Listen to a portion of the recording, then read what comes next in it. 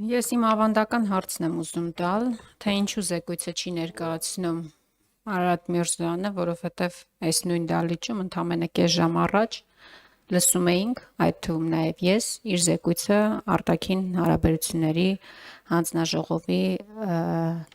նիստի ժամանակ։ Ես Սա ինչ կպատասխանեմ այդ վերաբերմունք է հարցին։ մեր հանձնաժողովի նկատմամբ, հուսամ տարբերվող պատասխան կլինի, պարոն Չէ, Հակոբյան։ ես պատասխանեմ Լավ։ Տիկին։ Տիկին Խաման, պարոն Միրզոյանի բացակայության հետ կապված մենք տեղեկացված ենք եղել, հանձնաժողովը տեղեկացված է եղել արտգործնախարարության աշխատակազմի միջոցով եւ ես այսօր պարոն Միրզոյանի հետ եւս զրուցել եմ եւ հավաստիացել եմ, որ աշխատանքային ծանրաբեռնվածությունից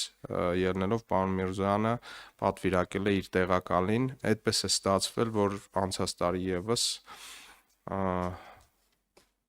աշխատանքային զբաղվածության պատճառով ոչ եղել է, որ նախանցածին պարոն Միրզոյանն է եղել։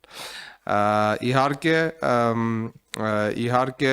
հարց է, որը իրավունք ունի գոյություն ունենալ, բայց նաև պատասխան է, որը իրավունք ունի հնչել եւ հենց քիչ առաջ պարոն Միրզոյանին նաև հանդիպեցի ազգային ժողովում եւ նա շտապում էր պաշտոնական հանդիպմանը, այդ իսկ պատճառով զեկույցը ներկայացրեց պարոն Սաֆարյանը։ Պարոն Հակոբյան, արձանագրենք, որ պարոն Միրզոյանի աշխատանքային ծանրաբեռնվածությունը վերջին 2 տարիներին մշտապես համընկնում է մեր հանձնաժողովի նիստի հետ։ Շնորհակալ եմ։ Դե փաստացի դուք իրավացի եք, բայց նաև մենք պետք է հարգենք մեր գործընկերների կառավարության անդամների աշխատանքը, մանավանդ արտգործնախարարի աշխատանքը, որը միտված է Հայաստանի Հանրապետության արտաքին